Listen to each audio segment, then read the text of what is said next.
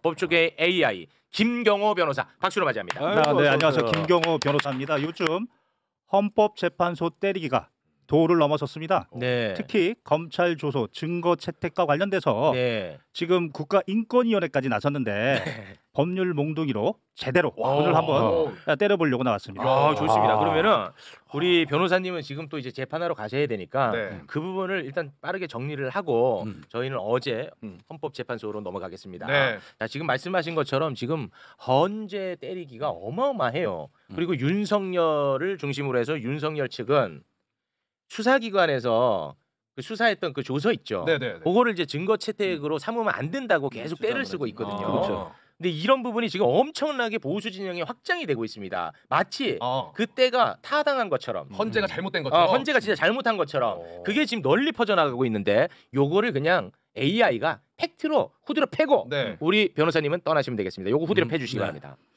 지금 윤석열 파면의 결정적 증거 그러면 바로 곽종근 도끼로 부숴서 이진우 총을 쏴서라도 국회의원 끌어내라. 이 검찰에서의 진술, 검찰 조소 이것이 결정적 증거일 겁니다. 이것을 어떻게든 막아야 됩니다.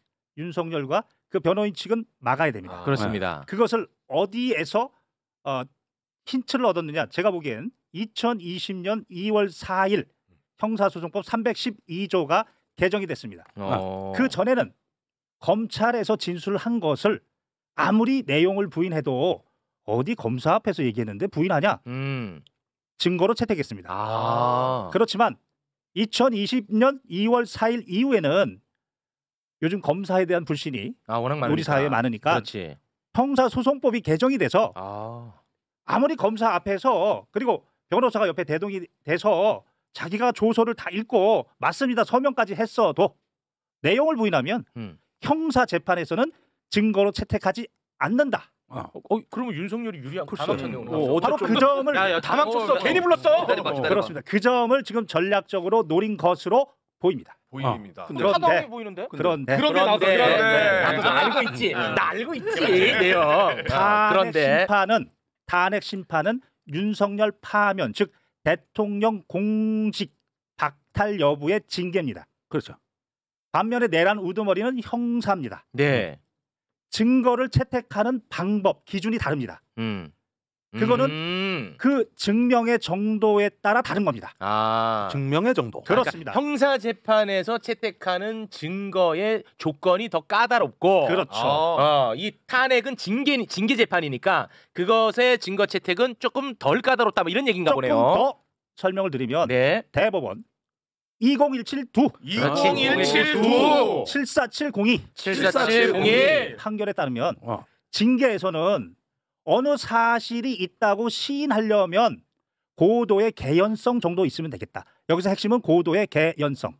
우리 일반 대화로 얘기하면 10중 8구. 확률로 얘기하면 80에서 90% 정도 인정이 되면 그거는 증거 채택이 된다. 그게 대법 판례입니다. 그런 의미입니다. 그리고 이것은 일관된 판례고 헌재도 일관되게 받아들이고 있는 겁니다. 반면에 형사에서는 국가 형벌권이 발동되는 형사에서는 그 증명의 정도가 합리적인 의심을 배제할 정도의 핵심 고도의 증명. 이거를 쉽게 얘기하면 확률로 얘기하면 95% 이상. 그래서 이 고도의 증명은 바로 헌법 27조 4항 무죄 추정의 원칙에 근거했기 때문에 예전에는 검사를 믿어서 그래서 검사 앞에 말한 것을 내용 부인하더라도 증거 채택했지만 이제 국민들의 인식도 변했고 많은 사건을 경험하면서 개정이 되어서 그래서 검찰 조소의 형사에서는 내용 부인하면 95% 이상 여기에 해당하지 않는다 이렇게 판단한 것이고 징계에서는 고도의 개연성인데 여기에서는 변호사하고 대동하셨잖아요. 혼자 온 거 아니잖아요. 조사받을 때 변호사랑 같이 있었지. 그렇죠. 변호사가 옆에서 적법 절차에 대해서 불명히 컴플레인을 했다. 그리고 질문에 대해서 임의적으로 대답했잖아요. 그리고 진술 조서 다 읽어봤잖아요.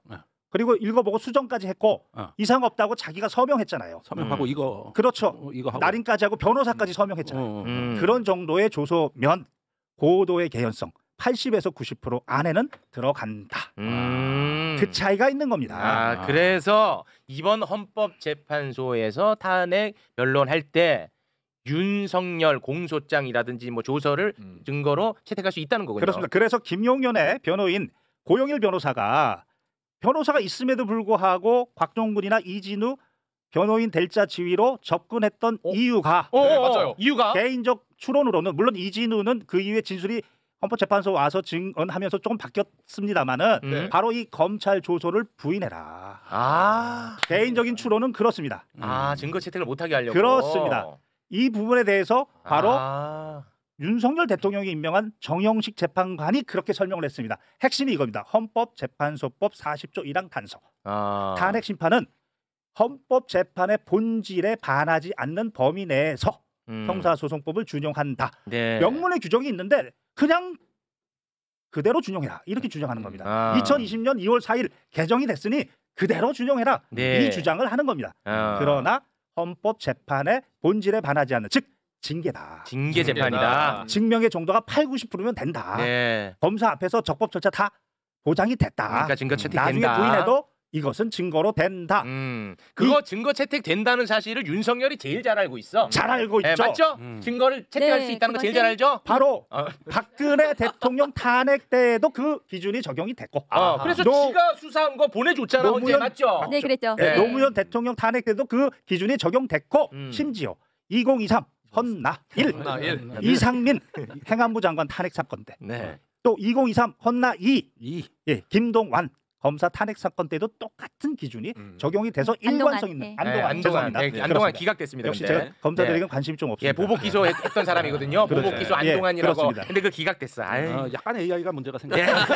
바로 기각이 됐다는 게 그 증거들이 들어갔다. 그런 증거도 들어갔다. 알겠습니다. 이런 얘기입니다. 네. 따라서 결론은 이런 대법원과 헌재의 확고한 기준, 징계에서의 증거 채택의 기준 또 형사 재판에서의 증거 채택의 기준을 몰랐다면 오세훈 헌법 적법 절차 수호자를 포기했다. 원희룡 헌법 도망소 헌법을 버렸다. 맞죠. 그렇게 얘기하고 있습니다. 국가인권위원회 형사의 엄격성을 적용해서 방어권을 보장해라. 윤석열 풀어주라고 지금 하죠. 다 이렇게 이야기하고 있는데 이분들이 만약에 몰랐다면 사법고시가 근본적으로 문제가 있다는 것이고 저는 그렇게 생각하지 않고 알면서 하고 있는데 왜 그러냐. 헌법재판소 불신을 바로 극우층에게 극대화시키고 있는 전략이다. 저는 그렇게 보는 겁니다. 자, 핵심은 문제 없다. 증거 채택에는 문제 없는 건 윤석열도 다 알고 있다. 왜냐 본인이 특검 때 헌재에 보내줬던 기억이 있으니까. 어제 윤석열 측에서 윤석열 본인이 조서를 증거로 채택하는 것은 뭐 재판관님들께서 판단하시겠지만 이렇게 얘기해서 본인이 증거 채택하는 거를 수긍하는 말을 했습니다. 그래서 그러니까 변호인은 그렇게 주장했지만 윤석열 본인이 옛날에 박근혜 국정농단 때 그 본인 특검하면서 조서 냈던 거 이런 게 있어가지고 다 인정을 하고 어제 워딩으로 채택하는 것은 재판관님께서 판단하시겠지만 다만 신빙성 판단 그러니까 내용에 대한 판단은 뭐 잘해주십사 이렇게 또 얘기도 했었습니다. 그러면은 지금 그 형사소송법을 적용하냐 마냐 하는 그런 문제 때문에 혹시 여인영이나 이진우가 헌법재판소 와서 다분히 그걸 의식하고 진술을 한다는 느낌을 받으셨습니까? 이진우의 경우에 이진우 증언했을 때 그게 그런 효과를 보고 싶어 했지 않았나. 이진우가 국민들 앞에서는 그 총으로 물을 부숴서 그렇게 이야기해놓고 검찰 가서도 그렇게 얘기해놓고 이제 와서 탄핵의 증거로 검찰 조서가 들어가지 않게 하려면 와서 증언을 흐리고 검찰 조서는 그쪽에서 부인하면서 자기는 보석 신청하고 그리고 이쪽에서는 고개 넘어오지 않으면 흘려놨던 기억이 안 납니다. 정도의 증언으로 탄핵 재판의 증거로 하려고 하지 않았나. 알겠습니다. 오늘 저 죄송한데 다룰 게 엄청 많거든요. AI한테 왜 느낌을 물어봅니까? AI한테.